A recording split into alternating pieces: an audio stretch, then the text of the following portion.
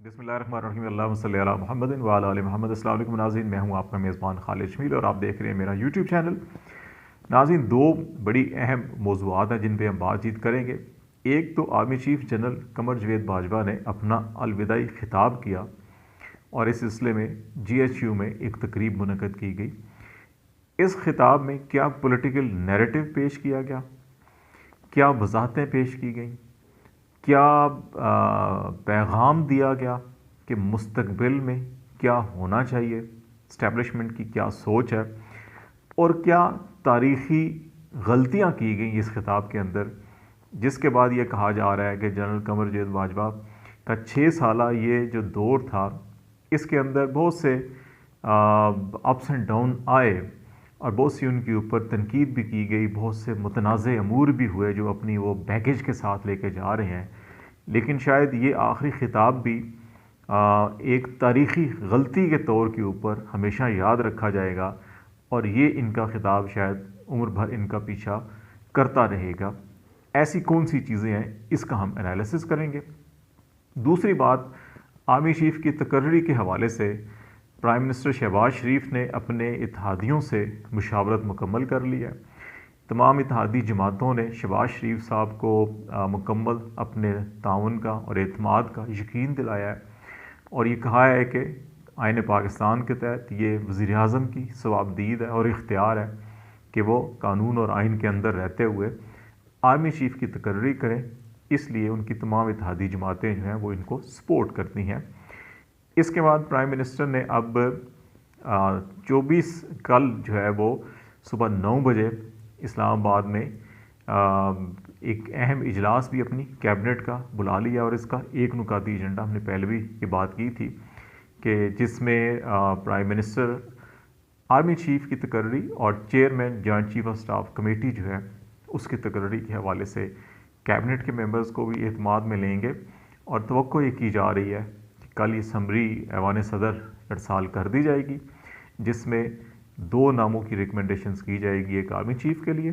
और एक जो है वो चेयरमैन जॉइंट स्टाफ कमेटी जो है उसके लिए। ये अभी बताया जा रहा है कि इस वक्त प्राइम मिनिस्टर हाउस में जो डोजियर भेजा गया GHQ और वजारत दिफा की जानिब से, उसमें 2 सीनियरिटी लिस्टें हैं। एक सीनियरिटी लिस्ट उस तनाजुर में बनाई गई है कि 29 नवंबर को जब ये पोजीशंस खाली होंगी तो उस वक्त कौन से जो सीनियर मोस्ट 6 जनरल्स अवेलेबल होंगे जिनको कंसीडर किया जा सकता है, वो लिस्ट है। और एक लिस्ट सीनियरिटी की वो भेजी गई है कि जो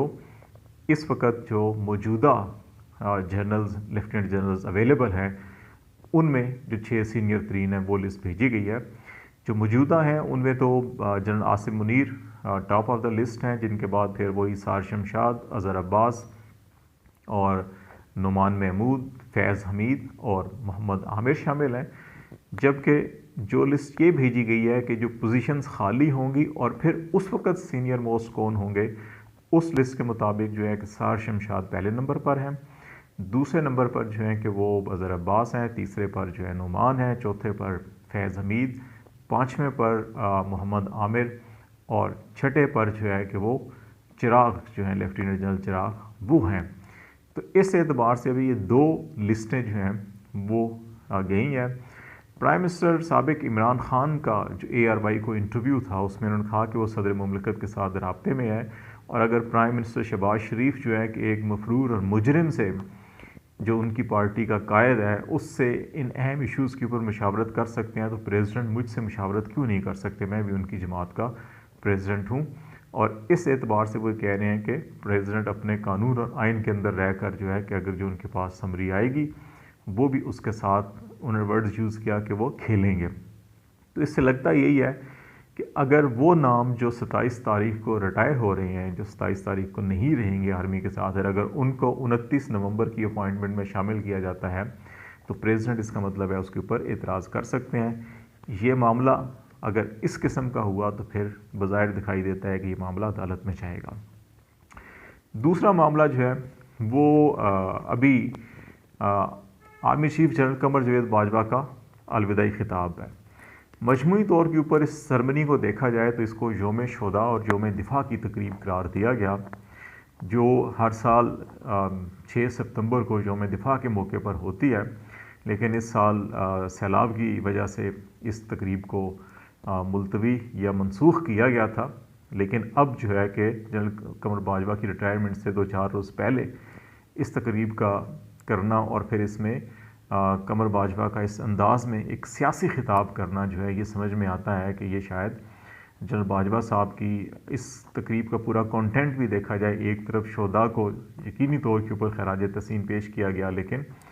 اس میں سے ایک جنرل قمر باجوہ کی امیج بلڈنگ کرنے کی بھی کوشش کی گئی۔ اس میں وزیر دفاع نہیں تھے۔ عمومی طور کے اوپر یوم دفاع کی اور یوم شہداء کی جو تقریب ہوتی ہے اس میں پرائم منسٹر یا پریزیڈنٹ یا چیئرمین سینٹ، اس طرح سے ایک چیف گیسٹ ہوتا ہے، وزیر دفاع ہوتے ہیں، فیڈرل کیبنٹ کے ممبر ہوتے ہیں، تینوں مسلح افواج کے سربراہ ہوتے ہیں، chairman joint chief of staff committee ہوتے ہیں۔ لیکن اس تقریب میں یہ سب لوگ نہیں تھے، صرف آرمی چیف جو ہیں وہ موجود تھے۔ تو اس کا مطلب ہے کہ یہ صرف جی ایچ کیو کی ایک تقریب تھی جس کو ایک قومی تقریب کا نام دیا گیا، اور اس میں قمر باجوہ صاحب کی ایک امیج بلڈنگ کی کوشش کی گئی۔ دوسرا، اس میں قمر باجوہ صاحب نے اپنے خطاب میں خود بھی ذکر کیا کہ ہم نے مینڈیٹ سے بڑھ کر قومی خدمت کی، اور اس میں انہوں نے متعدد دیگر ممالک سے، دوست ممالک سے فائنینشیل مدد لینی ہو، قرض لینی ہو، یا گیس ایگریمنٹس ہوں، یا انٹرنیشنل ریکارڈڈ کیسز یا دیگر کیسز کا حوالہ دیا کہ اس میں ہم نے اپنا کردار ادا کیا۔ لیکن جو بیسک مینڈیٹ ہمیشہ سے جس کو قائد اعظم محمد علی جناح بانی پاکستان نے بھی کہا اور افواج پاکستان نے ہمیشہ اس کو اون کیا، جو کشمیر تھا، جنرل قمر جاوید باجوہ کے کاکول اکیڈمی میں جو ان کا خطاب تھا آخری، اس میں بھی اور اس میں بھی کشمیر کا ذکر کہیں نظر نہیں آیا۔ پھر تاریخی حقائق کے تناظر میں دیکھا جائے تو ایسٹ پاکستان کے مسئلے کے اوپر انہوں نے مورد الزام جو ہے سیاسی جماعتوں کو قرار دیا اور کہا جی اس میں فوج جو ہے اس کی ناکامی نہیں تھی، بلکہ یہ سیاسی ناکامی تھی جو مشرقی پاکستان کا سانحہ ہوا، اور انہوں نے اپنی اس کی جو لاجک ان کے قریب تھی وہ پیش بھی کی۔ لیکن شاید وہ حمود الرحمن کمیشن انہوں نے یا تو ان کی نظر سے نہیں گزری، یا انہوں نے اس کو پڑھا نہیں ہے، یا وہ جان بوجھ کر اس کو نظر انداز کر گئے۔ اور اگر یہ صرف محض سیاسی ناکامی تھی تو پھر حمود الرحمن کمیشن کی رپورٹ کے اندر جو سارے حقائق ہیں ان کو کیا سمجھا جائے؟ میرا خیال ہے کہ یہاں پر قمر جاوید باجوہ صاحب نے وہ ڈنڈی ماری ہے، اور وہ جو پولیٹیکل بلیک میلنگ پچھلے کچھ دنوں سے تقرری کے حوالے سے ہو رہی ہے، جہاں پہ ایک دوسرے کے اوپر کہیں ارشد شریف کے قتل کا الزام کسی پہ ڈالا جاتا ہے، کسی کے اوپر ان کے بیوی بچوں کے اثاثے لیک ہوتے ہیں، تو یہ جو شٹل کاک چل رہی تھی ایلیگیشنز کی، تو مجھے لگتا ہے یہ باجوہ صاحب کی جانب سے جاتے جاتے یہ اسی شٹل کاک کا ایک حصہ ہے، کیونکہ ہماری اطلاعات کے مطابق اس ساری سچویشن کے اندر جہاں پہ یہ شٹل کاک گیم کھیلی جا رہی تھی ایلیگیشن میں، جہاں ایک طرف سیاسی بیٹھک بھی ہو رہی ہیں، سیاسی مشاورتیں بھی ہو رہی ہیں، وہاں پہ جی ایچ کیو میں بھی ایک روز پہلے بڑی اہم ترین بیٹھک ہوئی، اور جہاں پہ کہا یہ جا رہا ہے کہ 6-7 سینئر ترین جو فوجی افسر ہیں انہوں نے قمر جاوید باجوہ صاحب سے ملاقات کی اور ان کو کہا کہ آپ کو بالکل ادارے کی جو ساکھ ہے اس کو برقرار رکھنے کے لیے، امیج کو برقرار رکھنے کے لیے، کریڈیبلٹی کو برقرار رکھنے کے لیے آپ کو بلیک میل ہونے کی ضرورت نہیں ہے۔ اگر آپ کے کوئی ایسٹس یا اس قسم کی چیزیں ہو رہی ہیں، پریشر ڈالا جا رہا ہے، تو ادارہ آپ کے ساتھ ہے، ادارے کو مضبوط کرنے کے لیے جو ہے ہم آپ کے ساتھ کھڑے ہیں، آپ کو بلیک میل ہونے کی ضرورت نہیں ہے اپائنٹمنٹ کے حوالے سے یا دیگر حوالوں سے۔ تو اس تناظر میں لگتا ہے کہ یہ شاید وہی ساری معاملات چل رہے ہیں۔ پھر رجیم چینج کے حوالے سے، نیوٹرلز پولیٹیکل رول کے حوالے سے انہوں نے وضاحتیں پیش کیں، وہ وضاحتیں آلموسٹ وہی تھیں جو D G I S I اور D G I S P R کی پریس کانفرنس میں نظر آ رہی تھیں۔ وہ ایک تسلسل تھا اس پولیٹیکل نیریٹو کا جو اس وقت پی ڈی ایم اور بالخصوص پاکستان مسلم لیگ نون کا ہے۔ D G I S P R کی پریس کانفرنس کے بعد ایک نون لیگ کے ہی پنجاب کے لیڈر نے، رکن اسمبلی نے بھی ٹویٹ بھی کیا تھا اور کہا تھا کہ ایک ہماری یہ بھی شرط تھی کہ یہ پریس کانفرنس کی جائے اور یہ نیریٹو بیان کیا جائے، لیکن شاید وہ نیریٹو اتنا کامیاب نہیں ہوا تھا۔ تو بعض لوگوں کا خیال ہے کہ ممکن ہے کہ اب صرف جنرل باجوہ صاحب ہی رہ گئے تھے، تو ان سے بھی یہ تقریر شاید کسی کی خواہش کے اوپر یہ کی گئی ہو اور وہ نیریٹو بلڈ کرنے کی کوشش کی گئی ہو، اور جہاں پہ کہا جا رہا ہے کہ بلیک میلنگ کی، پولیٹیکل بلیک میلنگ کی جو ایلیگیشنز کی شٹل کاک گیم کھیلی جا رہی ہے، تو اس تناظر میں بھی شاید کسی کو کمپنسیٹ کرنے کے لیے باجوہ صاحب نے پولیٹیکل نیریٹو اور یہ ساری جو باتیں کی ہیں ان کو یہ دکھانے کے لیے کہ ہم نے آپ کے کہنے پر یہ بھی کر دیا، اب آپ جانیں، آپ کا پولیٹیکل کردار جانیں اور آپ کے مخالفین جانیں، تو ایک تاثر یہ بھی دیا جا رہا ہے۔ اس خطاب میں وے فارورڈ کے حوالے سے جو انڈیکیشن نظر آ رہی ہے، ایک پازیٹیو چیز بھی ہے کہ جنرل باجوہ صاحب یہ کہہ رہے ہیں کہ ادارہ جو ہے فوج وہ بھی اپنی اصلاح کا عمل اس نے شروع کر دیا ہے، اور سیاسی جماعتوں کو بھی اپنی غلطیوں سے سیکھنا چاہیے اور ایک دوسرے کو یہ برداشت کرنا چاہیے۔ یہ نہیں ہونا چاہیے کہ 2018 کے الیکشن میں اگر کوئی جیتا ہے تو اس کو سلیکٹڈ اور 2022 میں اگر تحریک عدم اعتماد کے نتیجے میں جو حکومت بنتی ہے تو اس کو امپورٹڈ کہا جائے، بلکہ آ کے اس انداز میں پڑھا جائے اور کہ پھر جو ہے کہ اس کو الیکٹڈ ہی تسلیم کیا جائے۔ اور بالخصوص اکنامک کرائسس کے تناظر میں انہوں نے یہ کہا کہ اس وقت ملکی حالات جو ہیں وہ اس قسم کے ہیں کہ جو سیاسی استحکام کے متقاضی ہیں، اور یہ اس وقت تک نہیں آ سکتا کہ جب تک سب مل کر جو ہے کہ ان حالات کو ٹھیک نہ کریں اور آگے کی طرف دیکھیں۔ انہوں نے اپنے تناظر میں بھی کہا کہ جو ان کے اوپر تنقید ہوتی رہی، ادارے کے اوپر تنقید ہوتی رہی، انہوں نے صبر کی ایک حد ہوتی ہے لیکن برداشت کیا، اس کو بھلا کے آگے چلنا چاہ رہے ہیں۔ تو میرا خیال ہے یہ وہ پیغام ہے جو اس وقت اسٹیبلشمنٹ کا بھی پیغام ہے تمام سیاسی جماعتوں کے لیے، پی ڈی ایم کے لیے بھی، پی ٹی آئی کے لیے بھی، کہ لیٹس موو فارورڈ۔ جو ملکی سیاسی حالات ہیں، معاشی حالات ہیں، ان کو دیکھتے ہوئے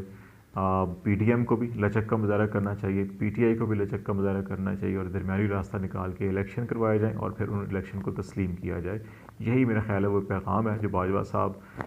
نے جو تمام قوم کے سامنے رکھا، اور بیسیکلی یہی اسٹیبلشمنٹ کا پیغام ہے جو سیاسی قیادت کے لیے ہے۔ تو لیٹس سی، دیکھتے ہیں کہ آنے والے دنوں میں کیا تقرریاں ہوتی ہیں اور اس پیغام کے تناظر میں کیا پیش رفت ہوتی ہے۔ آپ کو اپڈیٹ کرتے رہیں گے۔ فی الحال خالد جمیل کو اجازت دیجیے، اللہ حافظ۔